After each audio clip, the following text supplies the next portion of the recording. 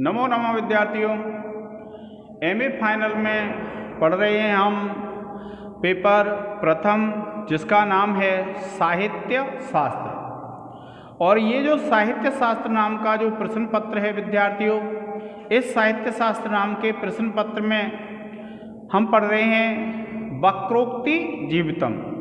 और यह जो वक्रोक्ति जीवितम है वह वक्रोक्ति संप्रदाय से संबंधित ग्रंथ है विद्यार्थियों। जो आचार्य कुंतक हैं, आचार्य कुंतक वक्रोक्ति संप्रदाय के स्थापक आचार्य हैं, क्योंकि हमारे यहाँ जो संप्रदाय हैं उनमें वक्रोक्ति संप्रदाय अत्यंत महत्वपूर्ण संप्रदाय है। और ये जो आचार्य हैं, आचार्य कुंतक, ये अत्यंत महत्वपूर्ण आचार्य हैं।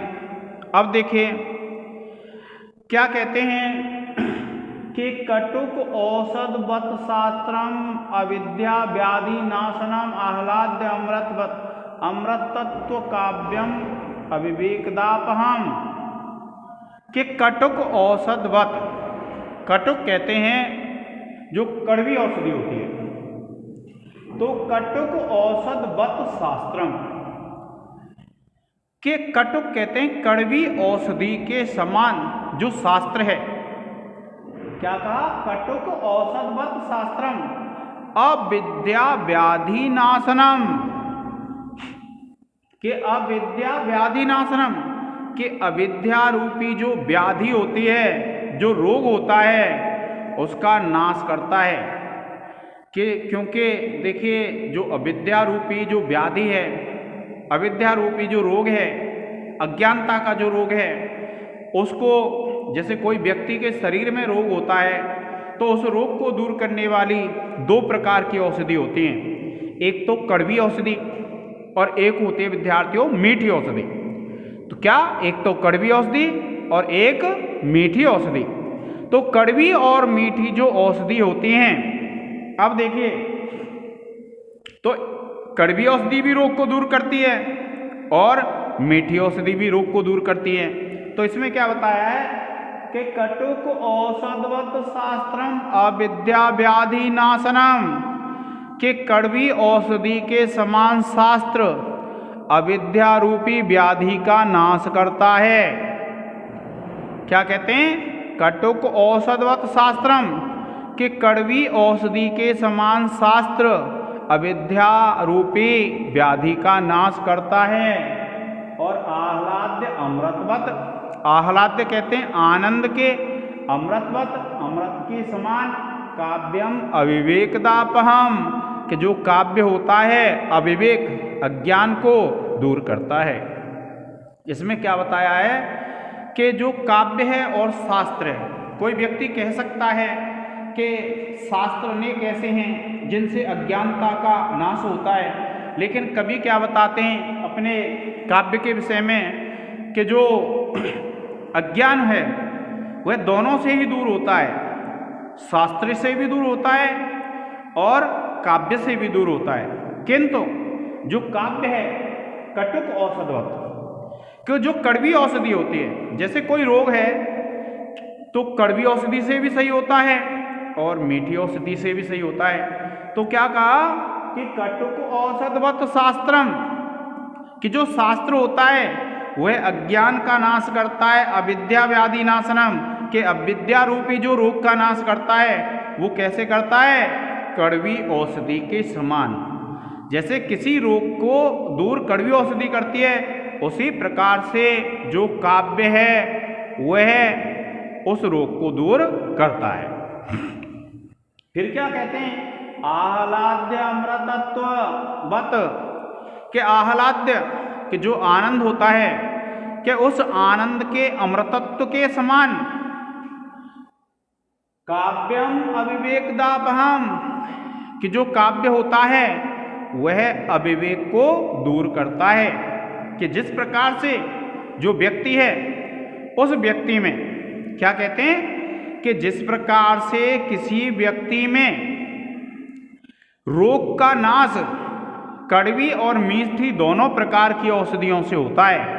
अगर कोई व्यक्ति ये कहता है कि रोग को अविद्या अज्ञान को नाश करने के लिए इस दुनिया में काव्य हैं, तो कवि ये कहते हैं कुंतक के इस संसार में जो शास्त्र हैं उन शास्त्रों के द्वारा जो अविद्या रूपी रोग का नाश होता है वह कैसे होता है, जैसे कड़वी औषधि से व्यक्ति के शरीर का नाश होता है।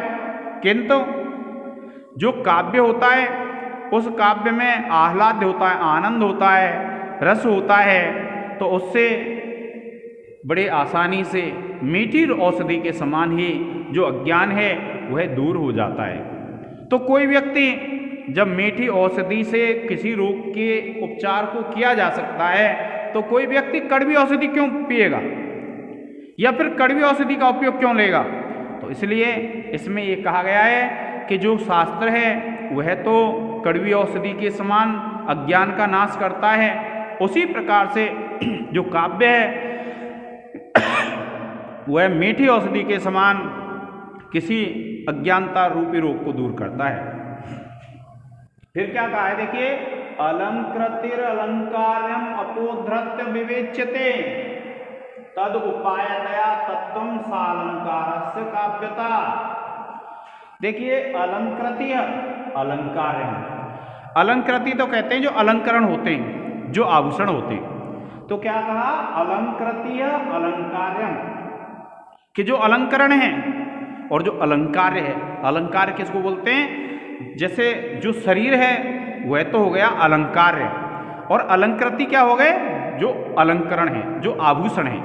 तो क्या कहा, अलंकृतीय अलंकार्यम के अलंकृति और अलंकार्य यानी आभूषण और शरीर को अपोधृत्य पृथक पृथक करके विवेच्यते विवेचना की जाती है, वर्णन किया जाता है कि जो अलंकृति और अलंकार हैं उसका वर्णन क्या है, पृथक पृथक रूप से किया जाता है। क्या कहा, अलंकृतीय अलंकार्यम के अलंकृति और अलंकार्य को अपोधृत्य अलग अलग करके विवेच्यते विवेचना की जाती है कि जब कोई व्यक्ति वर्णन करता है तो अलंकार का अलग वर्णन करता है और जो शरीर है उसका अलग वर्णन करता है। तद उपायतया तत्वम कि उसका उपाय होने से सालंकारस्य काव्यता कि सालंकार यानी अलंकारों से युक्त जो शरीर होता है उसी को काव्य कहा जाता है, अन्यथा उसको काव्य नहीं कहा जा सकता। अब देखिए जो कुंतक ने काव्य का स्वरूप बताया है उस काव्य के स्वरूप का वर्णन करते हुए जो कवि हैं वह क्या कहते हैं, देखिए कि शब्दार्थौ सहितौ वक्र कवि व्यापार शालिनी बंधे व्यवस्थितौ काव्यम तद्विद आह्लाद कारिणी।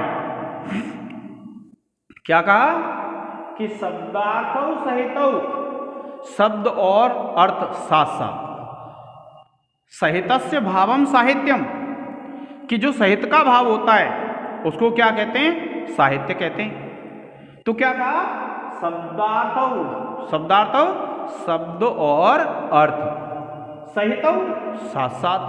साहित्य किसको कहते हैं, जिसमें ना तो न्यूनता हो और ना ही अधिकता हो, पैरेलल बराबर, जिसमें शब्द और अर्थ का महत्व हो। वक्र, वक्र कहते हैं टेढ़े। कवि व्यापार शालिनी कि जो वक्र कवि का व्यापार होता है, कवि का जो वक्र व्यापार होता है उससे युक्त, बंधे व्यवस्थितौ, बंध कहते हैं प्रबंध में जो व्यवस्थित हैं, काव्यम तद्विद आह्लादकारिणी कि उसी को काव्य कहते हैं। किसको, तद्विद आह्लादकारिणी कि तद्विद उसको जो जानने वाले व्यक्ति होते हैं उनको जो आनंद उत्पन्न करे उसी को क्या कहते हैं, काव्य कहते हैं। किसको कहते हैं काव्य, देखिए शब्दार्थौ सहितौ कि जो शब्द और अर्थ है वह सहित भाव से रहें, साथ साथ रहें। बंधे व्यवस्थितौ और प्रबंध में व्यवस्थित हो। शब्द और अर्थ कैसे हो, शब्द और अर्थ का सहित भाव हो और बंधे व्यवस्थित हो और प्रबंध में जो व्यवस्थित हो। काव्यम वे काव्य कहलाते हैं।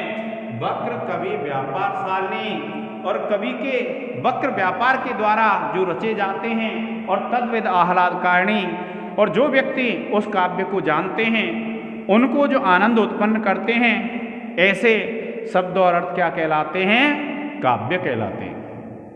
क्या कहते हैं? कि ऐसे शब्द और अर्थ काव्य कहलाते हैं जो कवि के वक्र व्यापार के द्वारा रचे गए हों, जो प्रबंध में व्यवस्थित हों, और जो उसको जानने वाले हैं उनको जो आनंदित करें, ऐसे शब्द और अर्थ क्या कहलाते हैं? काव्य कहलाते हैं।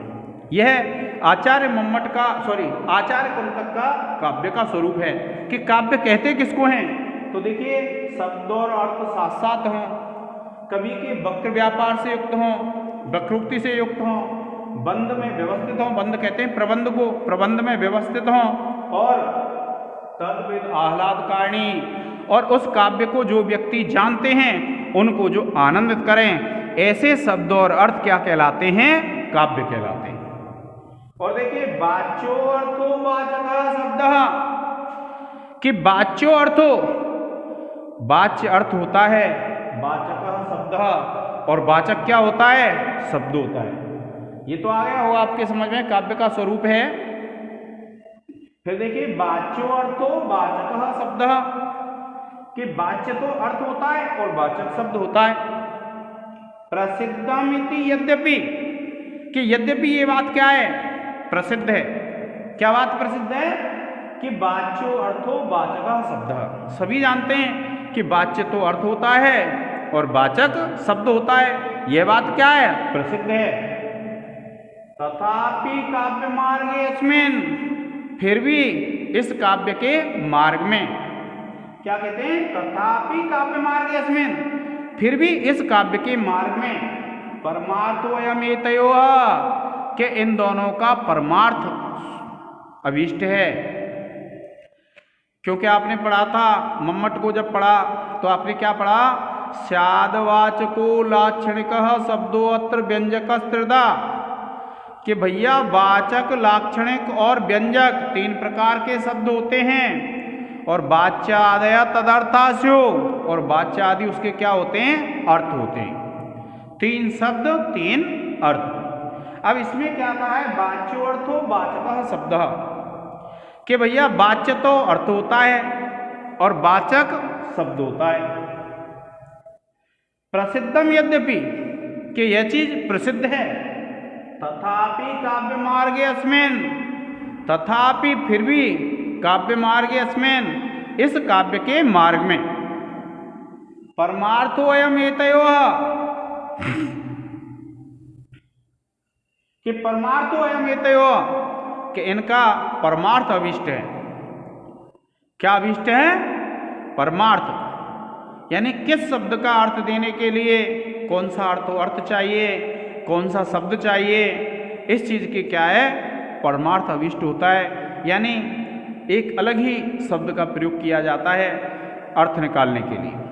तो प्रिय विद्यार्थियों, आज इतना ही पढ़ेंगे। धन्यवाद। आप इसका एक स्क्रीनशॉट ले लें।